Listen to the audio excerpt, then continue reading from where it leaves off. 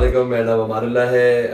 I'm one of the partners at Akademos. It's a market research and research consultancy. We are doing a podcast today, and it's a series of podcasts. The guest today is Nabeel Banwa. Nabeel, thank you for coming in for the podcast. So I'll do a brief introduction and then I'll let Nabeel do his own introduction as well. Nabeel is the head of consumer marketing at Highnoon. He has been working for more than 10 years. Nabeel, if you could briefly tell us a bit about yourself, about your journey, and then we can start with the podcast. Yeah, so I don't know how to describe myself, but just a creative professional working in like various fields and various industries so far. Currently working at one of the biggest pharmaceutical groups of Pakistan called Highnoon. Usse pehle, I've been at various different industries, FMCG, sports marketing, been with the PCB as well, or digital advertising as well. Yeah. Thank you. So you completed your education bachelor's in 2012. 2012. And then started working for a bit, and then in 2014 I went for my MBA. And if I may ask, what was your bachelor's about? Bachelor's was business and media. Business and media. Yeah, so it was like a BBA with the minors in media. Right. And MBA was like a... And after bachelor's, you worked for how many years? So for around 2.5 years with the digital marketing agency called Walnut Media. It's the agency for Unilever back then. Right. And then after 2 years, I had two options: either go to the UK for my masters, or if luckily I got into LUMS, then probably stay here in Pakistan and do an MBA here. Right. And I had no intentions of staying in Pakistan back then, only for my masters. But the problem was that I always wanted to come back after my education. So that never sounded feasible to me. Of course. And as soon as I got the admission in the MBA program at LUMS, I thought, maybe I'm destined to stay here. This was back in 2016. This was back in 2016. There was that back in 2014, and I graduated in 16. In 16. Yeah. And after 2016, Since then I've been working. And you did your first job after your MBA was it was at Nestle. at Nestle. Yeah. So it was a digital lead position for Nescafe, Right. like an ABM level role. And So it was essentially the other side of the table, who used to be your client. Yeah, so I was working for Unilever back then, but now I was the client myself. Makes sense. And great experience. Didn't spend a lot of time there, less than 2 years, and then moved to the PCB for PSL. PSL had become something by then. It was already So 2 seasons had passed, 2 seasons had but now it was the question was to make it even bigger. even bigger. And we used to have It was still happening in Dubai at that time. still happening in Dubai. The conversation back then was that how to bring it back to Pakistan. Bring it to Pakistan, not back. But for the first time, I think season 2, I guess we had 2 matches, or just the final. Fine. Season 3, we had 2 matches. Right. And then 4, and then the entirety. So from 2016 till 2020. 2017 till 2020. You were at PCB. Yeah, I was at PCB. And then your current Since position. 2020, it's been my longest at any Stay. organization. Yeah. So So it started as a creative role. Not essentially creative, like in client Your service. career started as a... Yeah, so not creative. Okay. Generally, I've been a creative. I've been a musician otherwise as well. Oh, wow. So, us tarah se, marketing, I always say, is my second love. Or my first love will always be music. And Pakistan is a country where you can't pursue music as a career. Yeah. Although I was advised by many to take that route. But I still thought that, paise kaise kamane. Was it also your family's pressure? Not really. My family has been very supportive, and I've been, to be honest, to be fair, I've done the fair share of, other extracurricular activities. Very nice. So while pursuing my studies, I played for like bands, like professional bands as session musician as well. So I'm earning as well at the age when nobody earns. Back in undergrad, I used to do concerts and earn pretty good money, like jo us waqt tankhwaah se zyada hote the kisi. So but I soon I figured out that it's not sustainable. And I mean, you can't be in like two ships. Two shifts.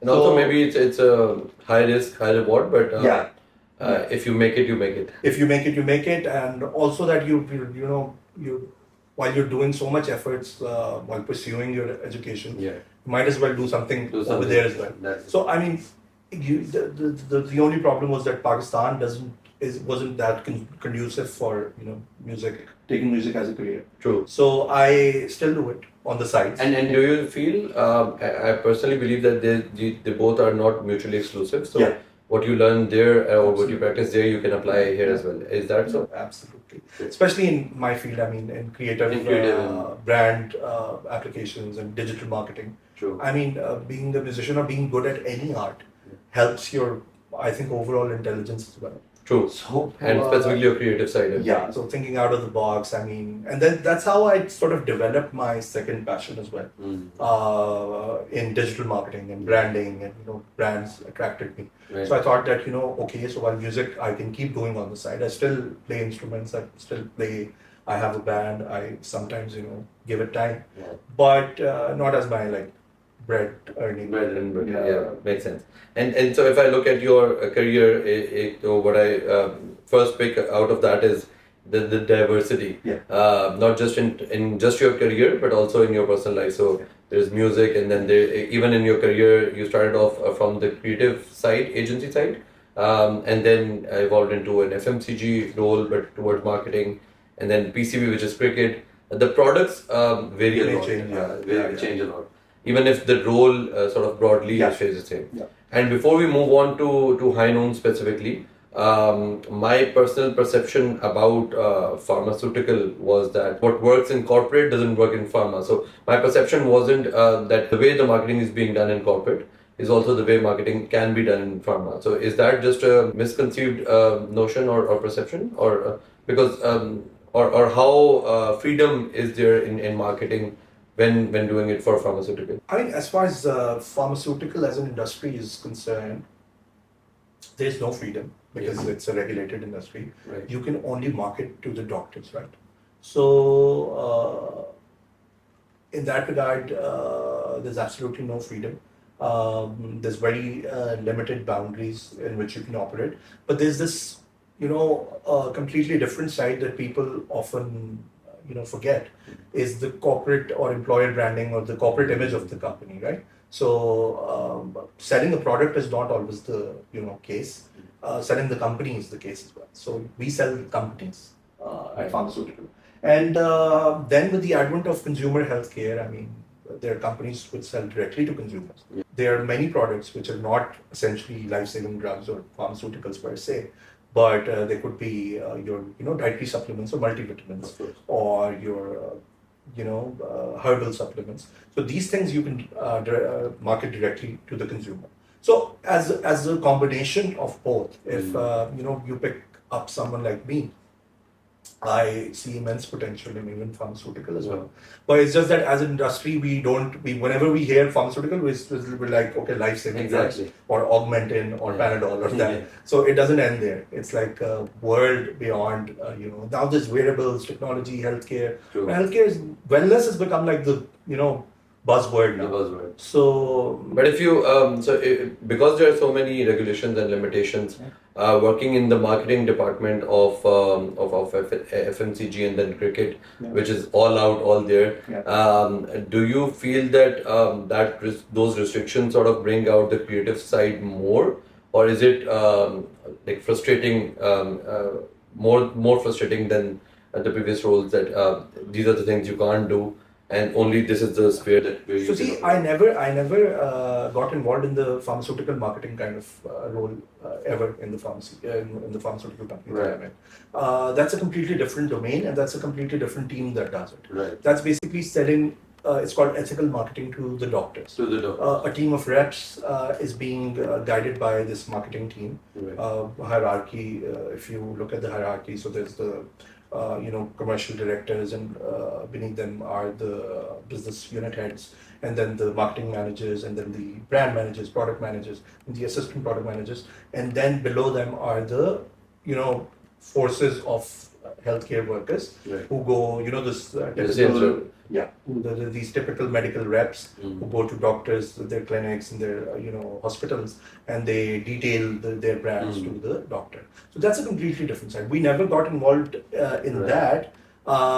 We just got involved in the standardization of their marketing collateral. So we were hired in Highnoon. We were hired. People like myself were hired for the role of standardization of the pharmaceutical marketing.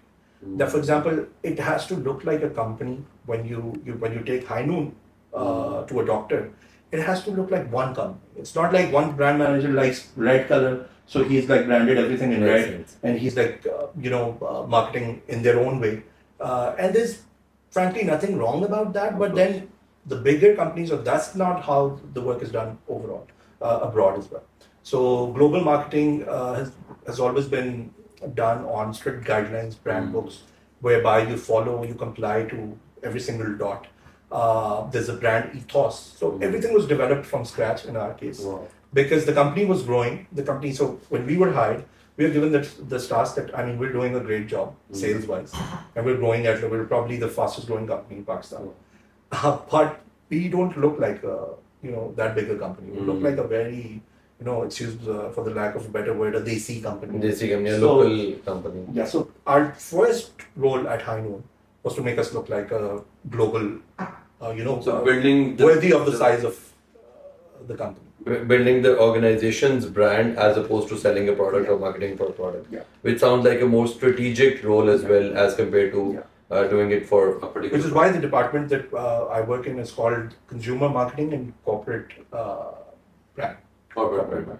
Right. I think let's come to Highnoon. So for those of the people watching who still don't know what Highnoon is, if you could just briefly tell us a bit about the history, the purpose of the organization, and how was it formed, and then the journey from the beginning till present, and then we'll talk about the future. So I've been at Highnoon since more than 4 years now. I can't talk a lot about how the vision was because it was founded in 1986. It's one of the oldest pharmaceuticals, and not really don't want to comment on the mindset back then. But what I've seen now is that it's a very, very progressive organization in terms of an outlook of Pakistani company. Because I mean, you can't really. The competition is so fierce that you can't really come in the top 10 very easily. So there's been work done at the back end. I'm pretty sure we sell over 90 brands and like over 300 SKUs as pharmaceutical products, ranging from very well-known brands to very focused brands to respiratory care to cardio, metabolic, diabetes drugs. And now we've recently opened up another company under the group name of Highnoon, which only deals in anti-infectives, antibiotics, if you will. So the vision has always been to bring efficacious and affordable drugs to the Pakistani population. Because healthcare, as we have seen it in Pakistan, is not the best in the world. But I mean, it's almost like a basic right. And since it's a regulated industry, Highnoon, you can say that has been one of the flag bearers of providing these efficacious drugs at a very affordable price. So and the landscape used to be very dominated by the global MNCs. In Pakistan, but now the picture is flipped. But now the picture is flipped, and the local companies have kind of taken over. So can you also briefly comment, because I'm assuming I wasn't very familiar with the workings of the business model of a pharmaceutical company. Fair enough. So if you can tell us like some names, local names of other pharmaceutical companies, and also how does the model work? So usually people know about the FMCG model, the distributor model, etc. So can you tell about the sales model and the business model, manufacturing, etc. Just a brief overview. So sales model and the distribution model is almost similar to what the other industries follow. Right. It's just that the retail for us is just a pharmacy. Right. You won't find us at a general store or a Karyana store, if you will. So model in terms of reaching to the consumer is there's just one addition that it goes through a doctor's prescription. Right.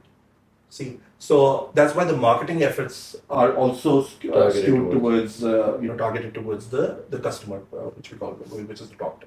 So other than that, I mean, it's pretty much same. You make a product, you ship it to the distributor. The distributor ships it to the retail, and you give them their margins, and they sell it to the consumer. So, and Highnoon's manufacturing is all local. yeah. So we do toll manufacturing as well for some of the very big names in Pakistan, and many companies do that. This industry has a lot of manufacturing for each other as well, because how it works is that you get licenses for manufacturing of pharmaceutical products. So, and if your facilities are compliant enough, you have the certain certifications, global certifications or local certifications, then sometimes it's very feasible for other companies to tell you to basically make something. Outsource their production. Yeah, outsource their production as well, and vice versa as well. Sometimes you get imported products and market them here. So sometimes you get companies like Highnoon, they get imported, well-known products in the world, and they want to develop a market for these products in Pakistan. So they would get sometimes finished products and market them in Pakistan. And I also want to talk a bit about the vision, but before that, can you briefly talk about COVID as well? So there's a perception that during COVID, the pharmaceutical industry made billions and trillions of dollars, and they boomed and benefited the most out of this phase of 2 years. How truthful is that, and how is there the other side of the picture as well of it being a bit difficult for them as well to manage, or so how was the COVID period? Yeah, I mean, it's true. Many companies made a fortune, but also because of the vaccination alignments that they did. Many global companies, I mean, they started producing or sourcing vaccination ingredients. So obviously that helped. But generally, as an industry, yes, it got benefited from because I mean, for starters, everyone was more conscious of their health, right? Yeah. So immunity became a big thing. The dietary supplement market, skyrocketed like anything. But other than that, there's also some things that are embedded in your company's ethos as well. Not every company is looking for short-term gains. So because I joined Highnoon at peak COVID times, when a lot of companies were, even if they didn't have the production facilities, were either getting things like hand sanitizers, masks from China. There was these these overalls, whatever they were called. Very, very forgettable, bad phase of our lives. But so they were looking for a short-term gains. And one thing that I found really interesting and inspirational from a company like Highnoon was that we're not doing any of that, although we could. We could make a quick buck very easily. But things like these inspire you as a professional. It's a long-term strategy. It's a long-term journey. I mean, we're not in the business of doing those things, right? So for someone like me, these things are very inspirational. That what is our vision, and where do we want to get to? That motivates you to work on your current focus. I think there were some companies that were not even in the business of pharma, and they started producing these. So again, not judging anyone, but that does tell you how long they're playing or how short they're playing, essentially.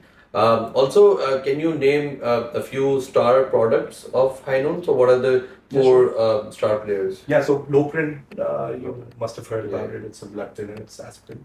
We are very big on the respiratory segment, and we have a very, very famous drug called Combivir. It's for asthma inhalation. Some groundbreaking technology that we brought to Pakistan, and then the rest is history. Then we have some very OTC type products like Ulsanic, which is for gastro, and Kestine is for allergies. I'm a consumer. So, I mean, see, that was the point. That's how I think whatever little we have contributed to Highnoon. These things are a testament to the fact that, not many people know about Kestine being a Highnoon product. So the first thing that we were tasked to do was to change the perception. And when we looked at then relevant to you as well, a lot of research came into being. Yeah.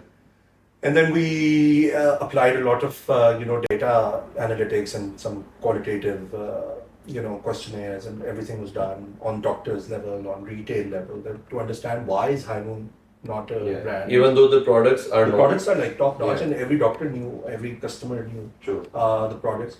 But then when we dug deep into it, we got to know that Highnoon as a brand has never existed in the minds of consumers. If you don't put your name at the top of the product, how would anyone know that this product belongs to it? So if you write like a very formal, what is the requirement of putting the company name at the back of the package, then no one will turn around and then turn the package around and want to know about the company as well. So in our case, that was the biggest challenge. So we then worked on multiple fronts that this need to be addressed. So starting from the logo revamp to the brand ethos and brand philosophy, what Highnoon value is about. Every the top management was involved. Months and months. Almost took us a year to just implement the strategy. It's not an easy. It's like it looks like you just do a few changes to the logo, and then the personality, brand personality will come out. But it doesn't work like that. A lot of data goes into, a lot of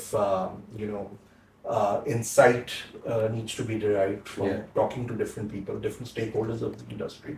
So it took us more than a year to just redefine the Highnoon brand, implement it, and then project-wise start implementing it on different domains. For example, we revamped the entire packaging of the 90 brands and over 300 to 400 SKUs of Highnoon. So that they look like they're... So that they look like one brand. Not that, they can be different designs, but standardization needs to be there. So we did a lot of industry first in that context as well. Wow. And I think, correct me if I'm wrong, but the local pharma industry is a relatively new phenomena that is booming right now. So we graduated in 2014, 2015. At that point in time, we didn't know about a lot of local companies, the GSK, others. So, is that also because of this silver lining after this huge economic turmoil that we went through and the dollar exchange rate? So was that the outcome of that, or was it before that, this local boom? I think as something that attracts human resource, you need to divide it into two categories. One are the technical nature people, right? These are the biochemistry students and the people who would or the PharmD students or pharmacy, the students who are pursuing pharmacy as a career, or doctors or some other technical fields. They look at pharmaceutical as a very different entity, and us business graduates and the MBAs and the marketing students would look at pharmaceutical entirely different. True. So someone like me would never even aspire to go to a pharmaceutical company, even if it was a international giant. My first preference would be like the biggest brands like Nike, Pepsi, Coca-Cola. These brands would be my biggest preference. So that's sort of a misconception. Getting into the company, I got to know about a lot of things that I thought were very professionally done. And even some global companies were not that conscious of doing them, because these things come naturally to them. For a local Pakistani company, you need to implement, you need to sort of recreate yourself to implement a lot of those compliances into your company. I think a lot of credit where credit's due, a lot of hard work went into many of the aspects. But having said that, the employer branding and the kind of attraction that it may have for the average LUMS or LSE student is not what pharmaceuticals have been very good at. That I will give definitely some consideration to, because we as a company also struggle in sort of attracting business students, because the perception and the attitudes are such that the students would be like, okay, what is in it for me? Makes sense. So which is fair enough. So that gives there's a space for that industry to build. And that is something that we've been working on. I think a lot of work needs to go as an industry. As an industry, the pharmaceuticals have to do a great job in terms of having that sort of persona in the minds of the prospective, Makes sense. employees. I think coming back to Highnoon, if you can talk a bit about Highnoon's vision, कि अगले हमारे 3 4 5 साल का vision क्या है, Yeah. and how is that vision translated into your department's vision? Because at times हमने देखा है कि the marketing department like every department have their own agendas and visions which are not always aligned with the company's vision. So how does that work in Highnoon? I think one of the bigger visions is to be in the top 5 companies of the pharmaceutical landscape of Pakistan. It's not going to be an easy task, as I told you that it's a very fiercely competitive industry. But I mean that vision, we can obviously we're on the right trajectory, and if things go well, I mean we've achieved our current 2020 vision, and then it's only a numbers game, right? Yeah. But what inspires me more is the sort of philanthropic side of the company as well.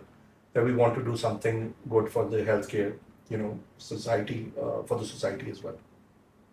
So for that, there are many initiatives that we've taken. There's like a lot of stuff that we are trying to do for the palliative care industry in Pakistan.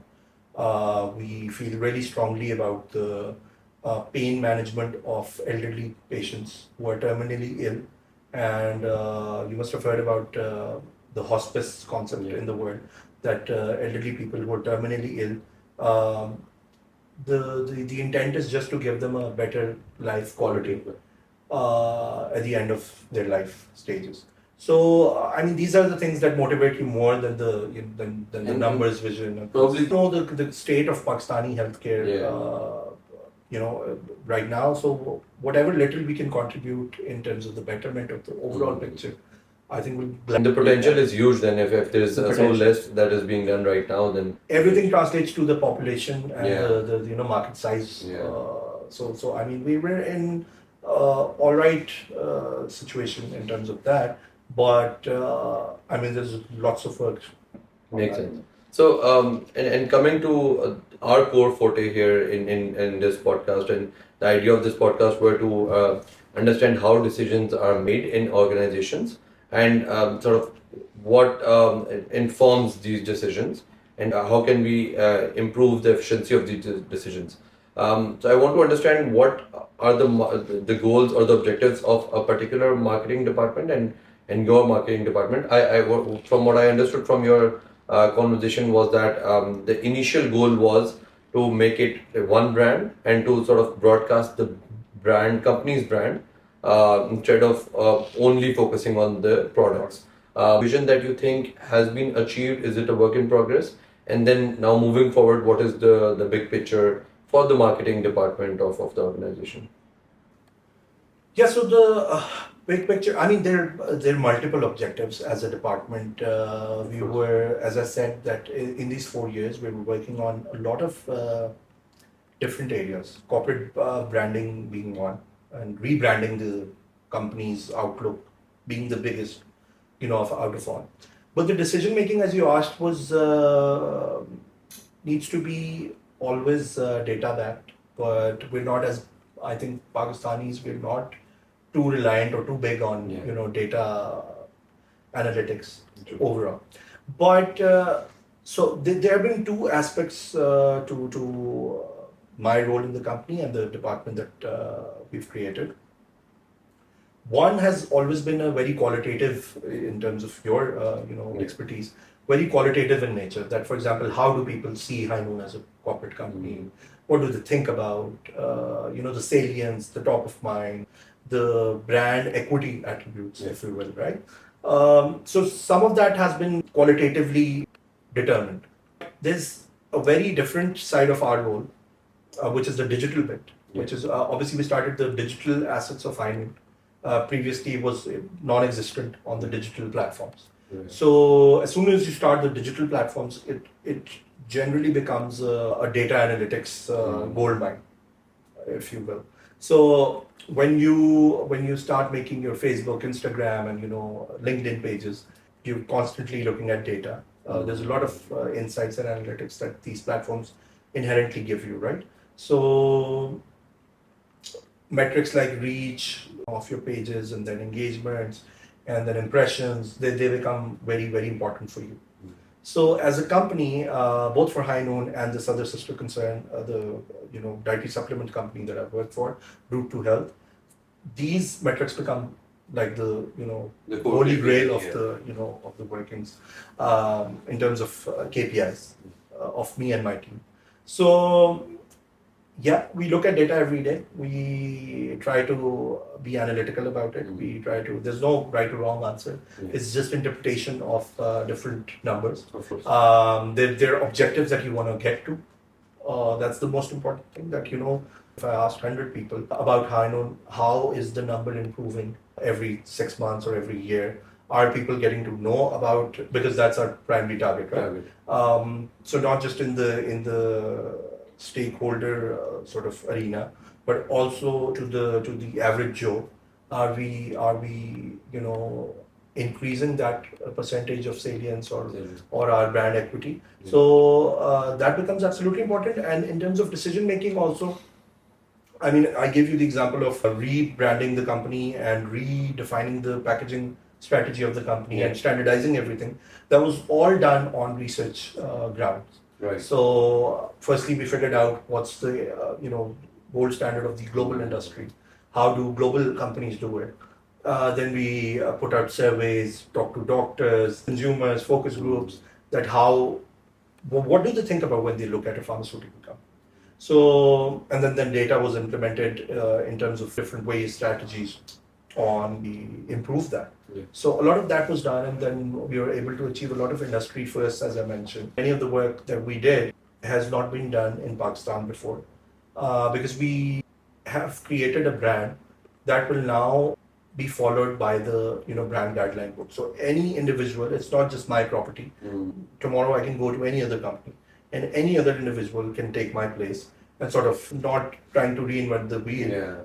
Can start doing the same job on day two.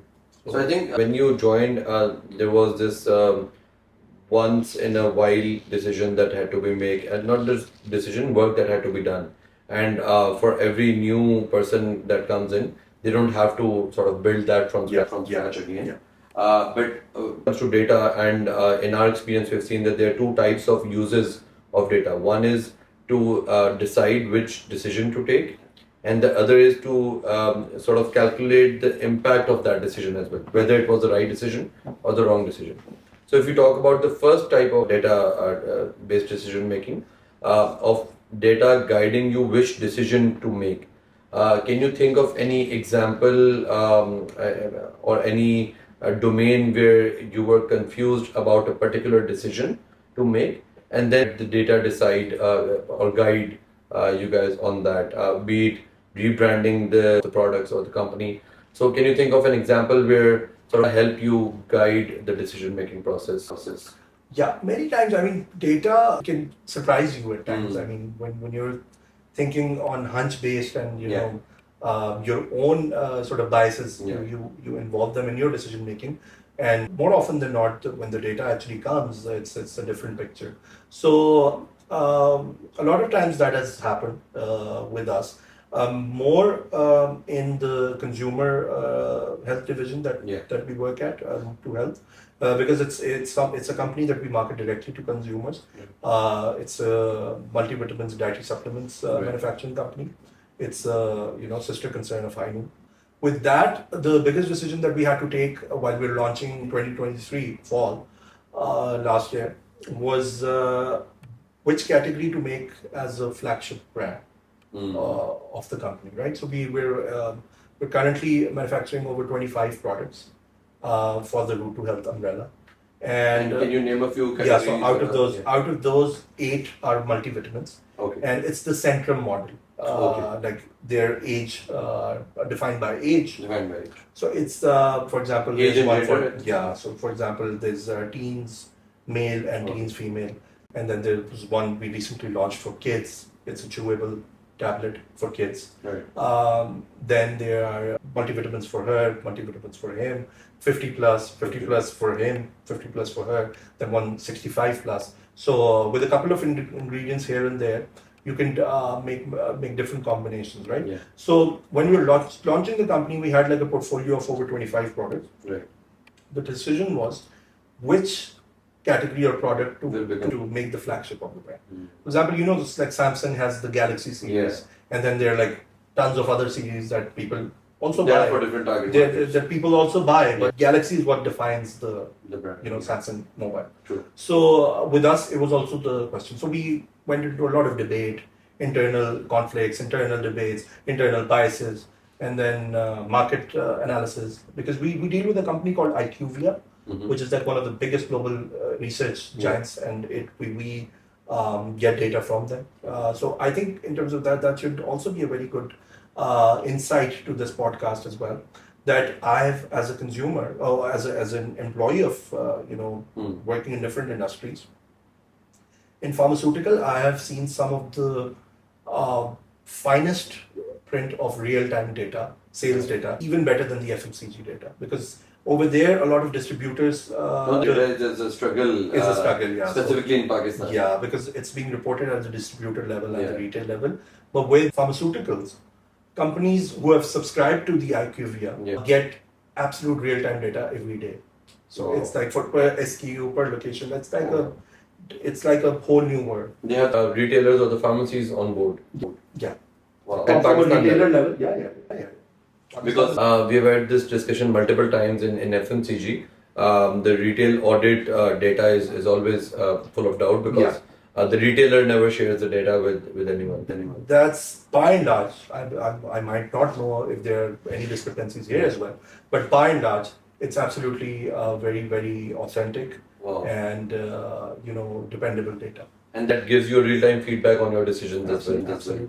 Absolutely. See, this is how we can very comfortably say that we're in the top 10, we're in the top 5, we're in the top 15 companies, because every day data is being reported. Every SKU that you sell is being reported somewhere, and that's how fierce the targets become for the sales. Perhaps this is because of the regulation, because it is heavily regulated. Yeah, so some companies I think haven't subscribed to the IQVIA data because you have to pay a cost as well. But it could be because of the regulation as well. But also more than that, I think the scale of the industry, or I think there's more than 650 registered pharmaceuticals in Pakistan. So I mean, for 700 companies to be operating, FMCG is around like 8-10 big names, and then smaller names, 100 at max. Food and beverage industry. But pharmaceutical is like over 700 companies. Wow. So for 700 companies to be reporting every single medicine, and then we have something called excuse me if I say something wrong, but it's something on the lines of medical prescription index. So they also measure the prescriptions that are being generated on the doctor level. So there's a lot of data. I mean, you would think that even because the market research companies are concentrated in Pakistan towards FMCG industry, and that is primarily because there's a huge blind spot of sales versus consumer sales. So their sales are to the distributors, and they don't know whether the consumer sales are going up or down, or the consumer perception is going up or down. But if you have the actual consumer sales data, then sort of that eliminates the need for filling that blind spot as well. Yeah. Consumer sales, I think the secondary or the tertiary sales we define from the reordering process, right? The reordering. Well, there's not like empirical data to support that, but obviously, but pharmacy level or the primary and the secondary data we get to the SKU. Yeah. So I think that's a very good example that you just quoted of using data to guide decision making. The second question is sort of tracking that decision over time to see whether or not it is working. So I think I personally experienced a lot of companies making a decision because of XY reason, whether their CEO said it or their marketing head wants to do it, or whether it was guided by data. But then they fail to assess that decision very objectively, whether or not it was the right decision or the wrong decision post implementation. So I think one example is a brand health tracker that just observes your perception every month or every 6 months and see whether your marketing initiatives were working or not. So is there a mechanism in Highnoon of sort of tracking that decision in terms of either doctor perceptions or consumer perceptions, or any sort of that mechanism, or maybe the social media engagement, because you started digital here as well. So how do you track that decision over time, whether you started a new campaign, or if we take this example of rebranding the entire portfolio, how do you get feedback on that decision? So two things. I think as a nation, we're not too big on like data True. or research in general. Yeah. Because you have to, as an employee, you have to sell it to your management, Yeah. right? And it's a cost. True. So, not talking particularly about my own company, but generally, management is often, doubtful of the need or the urgency of doing a research study, right? So, for example, a pre-baseline study before conducting a Campaign. activity or an initiative is often done. But in terms of remeasurement, it's a hard sell Yeah. for the internal stakeholder to sort of Is it, convince the management as well. so the reason ये होता है जो what I've seen is that we'll see the reflection in sales. Yeah. तो होगा तो पता चल Yeah, जाएगा. yeah. And दूसरा ये होता है कि instead of And दूसरा, sorry to cut you off, but दूसरा सबसे बड़ा reason cost हो कि हर 6 महीने बाद you have to incur a cost, right? Yeah. So cost, I mean, every study that you do does have a True. Financial implication as well. But in our case, as you were asking, is that quite recently, as we speak, we are on both ends, on a Highnoon end and on Route to Health level, which is a consumer brand level. We are engaged with companies, research companies, who are telling us ways to in Route to Health's case, for example, we did a baseline study, Yeah. and we are about to take reads of our current situation in terms of our brand health metrics, that whatever activities have been done in the last 7-8 months, have they been effective or not? We can, debate about the timing of course. such activities, that whether you need to do them every year, every quarter, every 6 months. But I mean, goes without saying, they're very important, and we're currently in talks with companies to engage on both ends. In Highnoon, we have initiated a brand equity study in terms of employer branding, that how attractive we are to the average student who's a prospective employee. For us, or the professional circuit in Pakistan, are people looking at Highnoon to be employed? So yeah, in some it varies department to department, or industry, or field to field, or we're trying to get a read of that as well. True. So in some cases, we're doing a remeasurement exercise in like after 2 years. In some cases, we're trying to do it in 6 months, 6 months. so that we constantly evolve based on the you test the findings of that. decisions. ठीक है. I think so track करने के लिए एक जो studies होती हैं, those are उनके decision आपने बताया कि किस तरह से वो हो रही हैं इसमें. And I think we got some experience in working with Route to Health as well in understanding the consumer perception. Are there any key sort of takeouts, or so you mentioned that at times data surprises you, and we face a lot of backlash or resistance when we come up with insights that are counterintuitive. So at times, because we started from Lahore, there are a lot of private family-owned businesses here. Specifically, when something goes against the intuitive common sense. But we believe that that is the point of research. If it is just going to tell you what you already know, then there's no value addition. So, was there any particular example that you can think on top of your mind where you got to know something counterintuitive? And B, how does companies like Highnoon or other companies in pharma sort of take that approach that okay, if the data is telling you something else, there might not be something wrong with data. It might actually be, and again, there's a lot of problem with data integrity as well. Yeah. So there's a lot of insecurity there.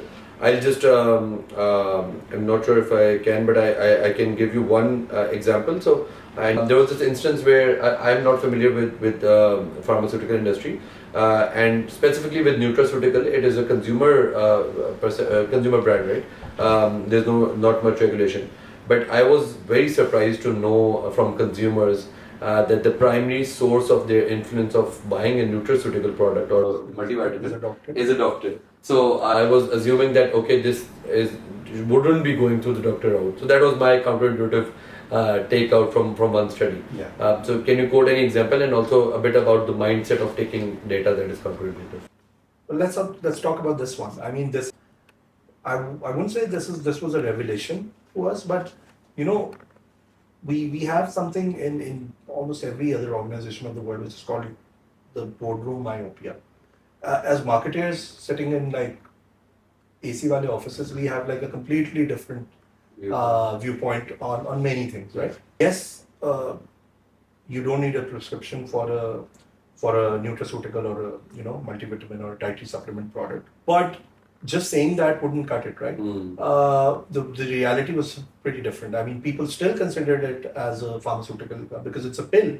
So Pakistan is not on the level that North American markets or the European markets are at, right? They buy nutritional supplements as a grocery item. Yeah. It wasn't. I wouldn't call it like a revelation or a surprise to us. But sometimes in our planning, we sometimes ignore it. So what research does is it basically shakes you up and tells you to choose the right channels. For example, in this case, we can never ignore the doctor. So what we can do is, unlike pharmaceutical, we can choose not to market to the doctors, but we can always take doctors as our influencer, right? So if I tell you to start taking vitamin D right now, and if a doctor tells you to start taking vitamin D, right, who would you rate more? Obviously the doctor. I mean, even if I've worked in the industry, you know that I would have a thing or two, knowledge about, this industry. But even then, it's called the white coat validation, right? So white coat validation aapko chahiye hoti hai. This wasn't like a surprise, but more often than not, I mean, every day we are thinking of our own biases. I mean, you see, the beauty of research and marketing or analytics is that every individual is coming from their own set of experiences, their own family members. I mean, some have doctors in their family, some have bankers in their family. So your own conditioning of years and years makes you, privy to certain information, and then they able to, manipulate your decisions or determine your decision. And maybe, sorry to cut you off, but the lack of alternate sources of information could also play a role there. Yeah, I mean that too is a thing. But other than that, like I was saying that your experiences and your conditioning. Everyone's conditioning is different, so you might look at a problem and think of it differently. So unless you have data to validate it, you will not be able to get like an empirical evidence to sort of base your decision. And even then we make mistakes. I mean, a marketer's job is to make mistakes and learn from it. So my thing is that execution is always the hardest part. You can plan, you can have use data to your own advantage. But then when it comes to implementing those strategies and start to basically try and formulate your plans, execution is the hardest part. And then even after 1 year of execution, you're looking back at it and saying that I maybe so I think 2 or 3 things. What measuring progress also does is it. If an idea fails, it can fail for 100 reasons. And if an idea wins, it can win for 100 reasons. You need to know what worked and what did not work. So if an idea worked but it wasn't the right decision, it could have worked for exogenous reasons. So I think what research does is it sort of tells you what is going on and what is going right. It narrows down the possibilities of these exogenous reasons. True. So let's move on to the last 2 areas I want to touch upon. One is the future of marketing analytics, and the other is sort of any advice for people who want to join this industry. As the future of market analytics, and we are in the domain of market research, what I see personally, I'll tell you that and I'll get your feedback on that as well, is a sort of evolution of insights based on 2 things. One, the abundance of data, and 2, the improvement, the radical improvement in computing power. So we used to do traditional surveys where I ask you what brand do you like and why, and the why you can only answer either product quality or brand. There's specific answers already written.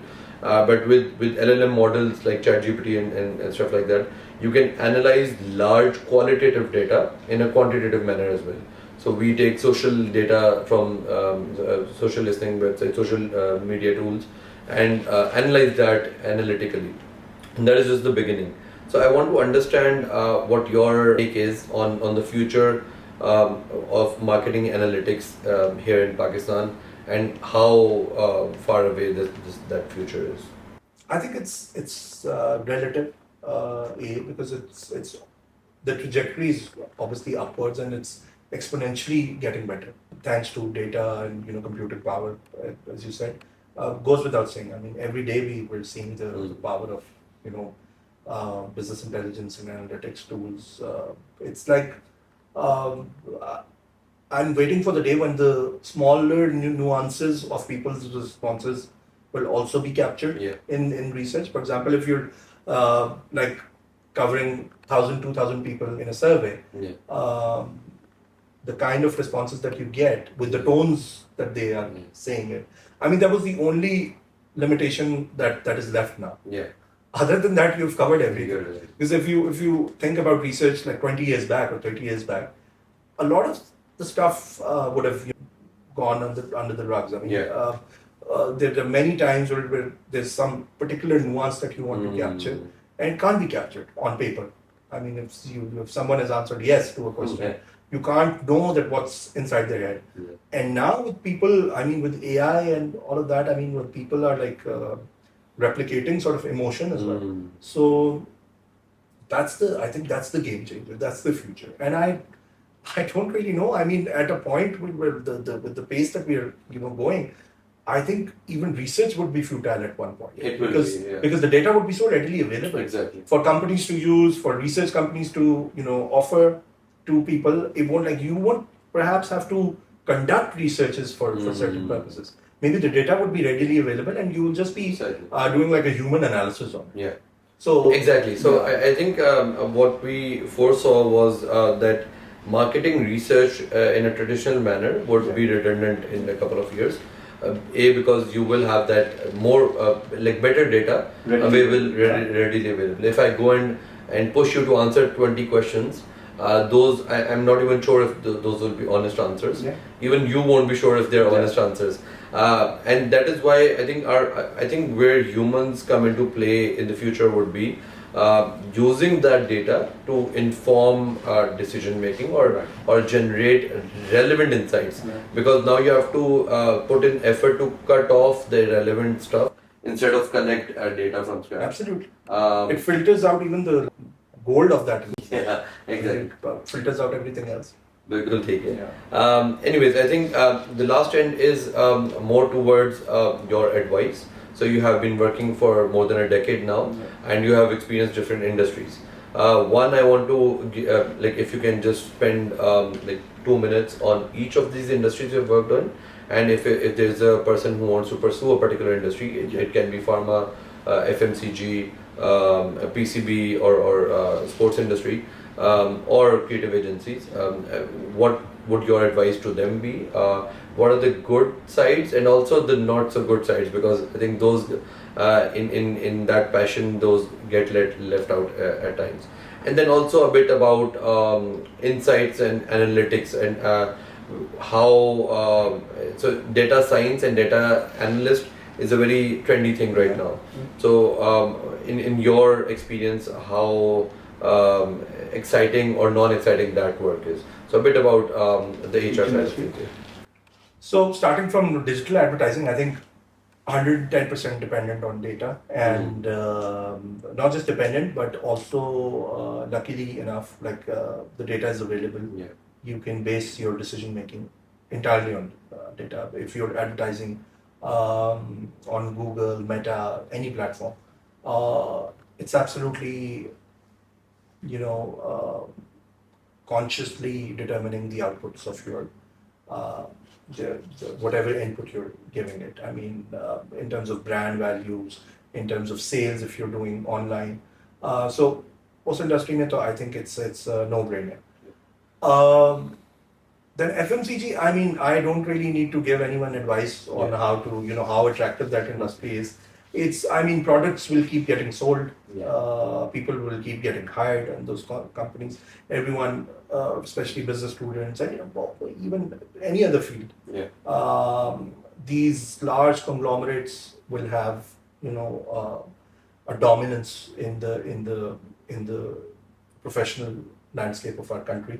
What I'll talk more about is the pharma and the sports marketing industry.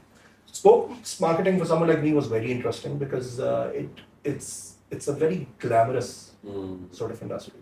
So looking at it from the outside is like a dream to work for this industry. And it probably the highlight of my career was the time at PCB. Why? Because we got to work outside of Pakistan with Nielsen Sports, for example, one of the research giants in the sports industry, and we used to work with them in terms of identifying brand valuations, in terms of PSL and player data, and then hearing about all of the cool stuff that was happening in terms of data analytics.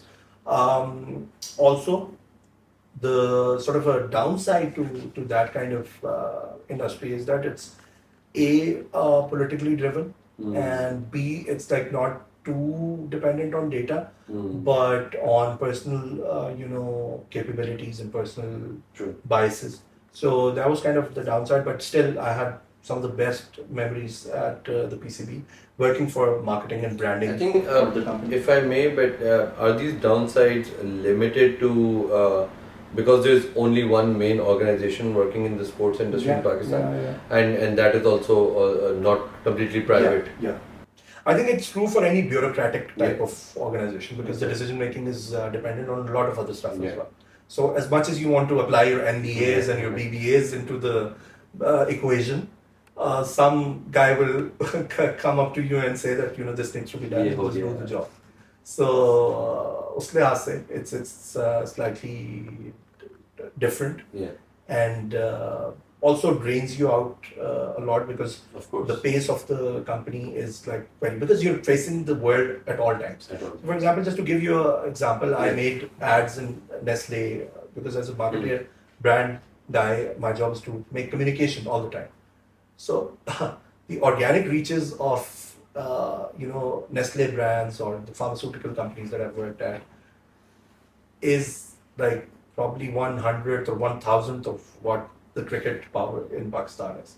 So you would put out a clip of Babar Azam and within seconds you would have like 100 million hits, 10 million hits. So that kind of power I experienced firsthand when I started making content for the PCB. I started making sponsored shows for the PCB.